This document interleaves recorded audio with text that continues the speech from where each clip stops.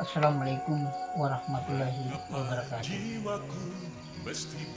Dalam kesempatan ini, kami dari Putra Timur Matahari Terbit coba menerangkan seputar gambar Garuda Pancasila.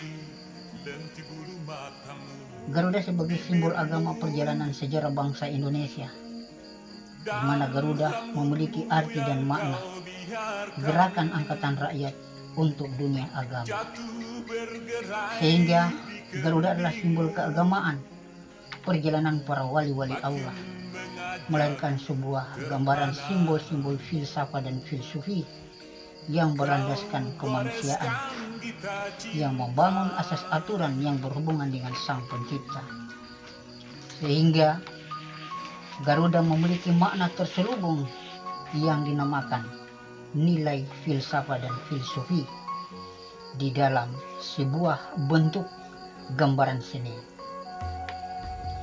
Di dalam artikulasi Garuda sudah barang tentu memiliki rangkaian-rangkaian gambar yang dibuat di dalamnya. Bintang, rantai, pohon beringin, kepala banteng, padi, dan kapas. Di mana gambar-gambar dan simbol-simbol alam yang termasuk di dalamnya berkaitan dan berhubungan dengan rahasia perjalanan para wali, para aulia, dan para anbiya. Maka Pancasila menyimbolkan ketuhanan yang Maha Esa berlambangkan bintang. Mengapa Pancasila diberikan simbol daripada bintang tadi? Karena bintang itu adalah sebuah piagam penghargaan yang lebih tinggi dari pengetahuan yang ada, sehingga memakai sebuah perasaan sebagai alat penilaian dari kekuasaan yang maha kuasa sampai ke tingkatan esa daripada kekuasaan yang maha kuasa. Ketuhanan berarti sebuah kenyataan dalam kehidupan. Keesaan berarti kegaiban dalam perjalanan manusia yang diberikan nyawa dari gerak seluruh alam lingkup semesta. Sehingga inilah sebuah pemanaan terdalam dari nilai tasawuf yang ada dalam kajian agama yang sesungguhnya. Kemanusiaan yang adil dan beradab menyimbolkan mata rantai. Sudah barang tentu manusia dibangkitkan di muka bumi sebagai pelanjut daripada kehalifaan untuk membawa sebuah perjalanan sejarah dan peradaban, sehingga peradaban dititipkan kepada manusia karena manusia sebagai khalifah yang bisa memberikan petunjuk, keterangan secara nyata, secara real, secara spesifik, dan secara positif. Maka simbol mata rantai ini adalah ikatan komunikasi manusia secara lahiriah dan secara batiniah. Pancasila, simbol ketiga dari persatuan Indonesia, melambangkan pohon beringin yang warnanya hijau, di mana pohon beringin ini adalah pohon yang mengakar ke bumi dengan judul Persatuan Indonesia. Maka sudah barang tentu dari setiap individu masyarakat bangsa Indonesia harus memiliki ikatan persatuan dan kesatuan. Mengapa persatuan dan kesatuan? Karena jenjang perjalanan laki-laki maupun perempuan harus bersatu untuk bisa mendapatkan, untuk melahirkan sebuah ketentuan ketetapan daripada perjalanan yang disebut daripada rahasia, untuk menunjuk perjalanan rahasia. Yang keempat, kerakyatan yang dipimpin oleh hikmah kebijaksanaan dalam permusyawaratan strep perwakilan. Simbolnya kepala banteng.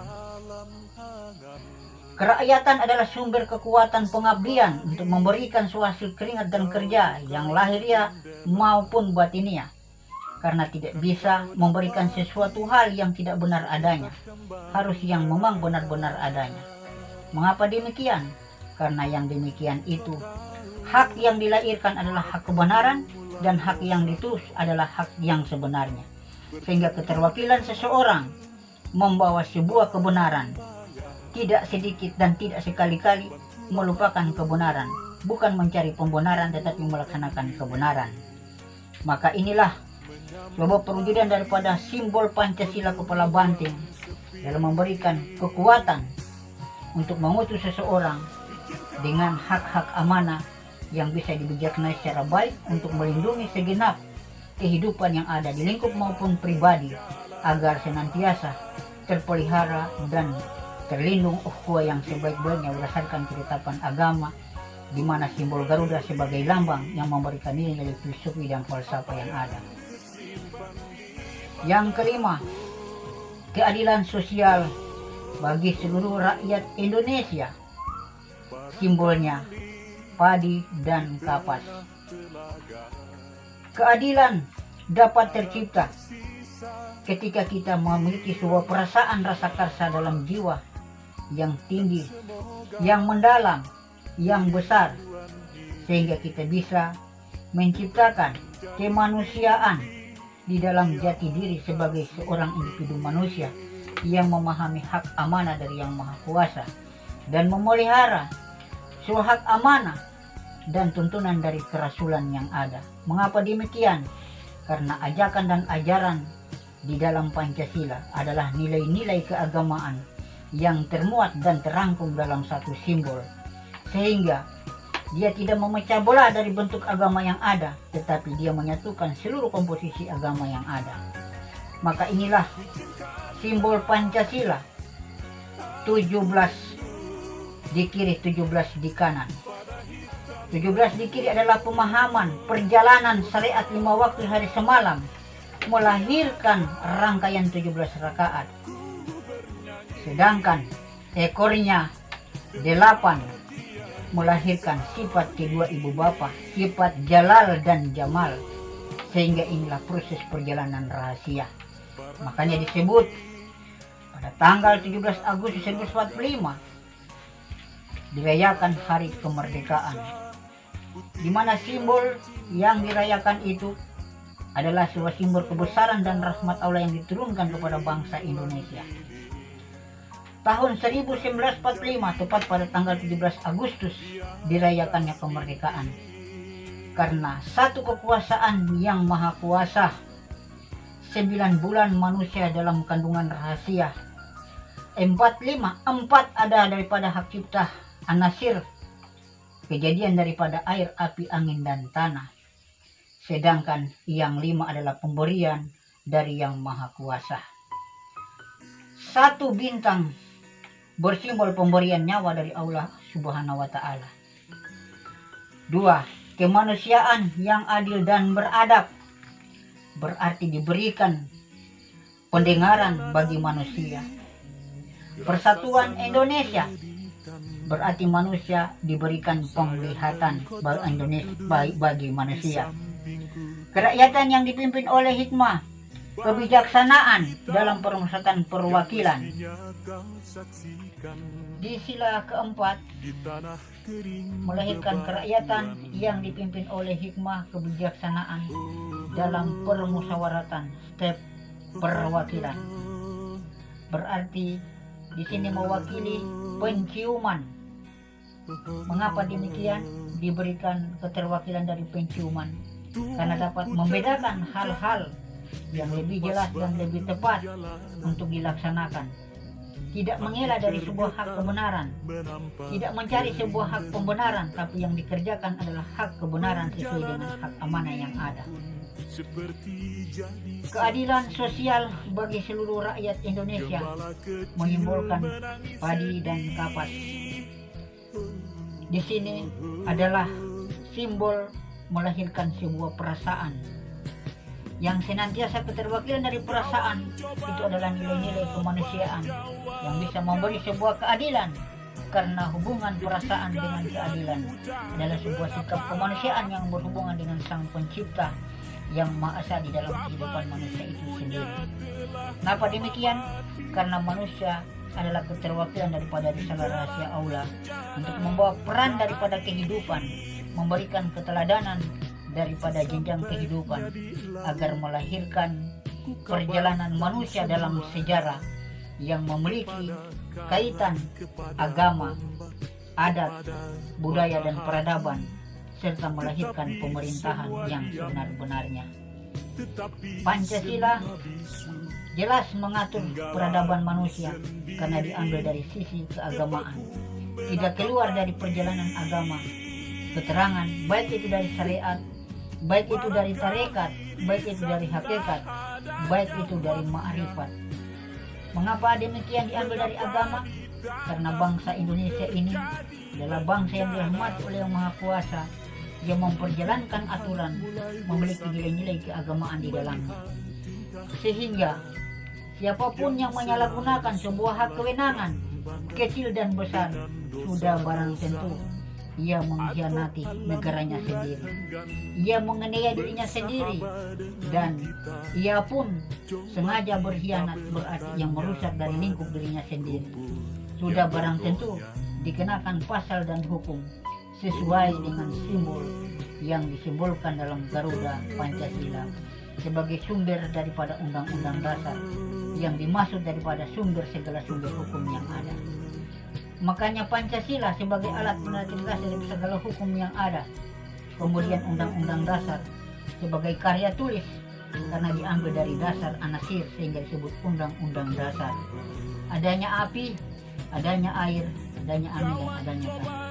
Inilah hukum konkret negara kita, Kesatuan Republik Indonesia, yang dikelola di dalam NKRI, yang sampai saat ini banyak melahirkan tanda tanya dan gonjang-ganjing. Mari semua para petinggi pejabat hukum keamanan dapat merefleksikan dan memikirkan kedudukan dari landasan filosofi agar tidak terjadi penyalahgunaan, agar bangsa yang besar ini tidak tercabik-cabik karena kepentingan kekuasaan yang melibatkan para politisi dengan hawa nafsu yang berlebihan, sehingga menjadikan sebuah kerusakan dan keretakan.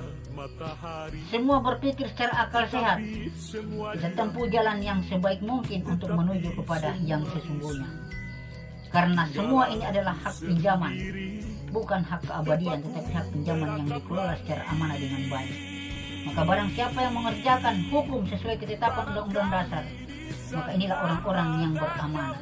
Kepada siapa yang melakukan suatu pelanggaran hukum berdasarkan tidak sesuai dengan Undang-Undang Dasar, maka ini disebut kejahatan pelanggaran hukum. Maka sesungguhnya inilah yang mengenai dan merusak negara di dalamnya.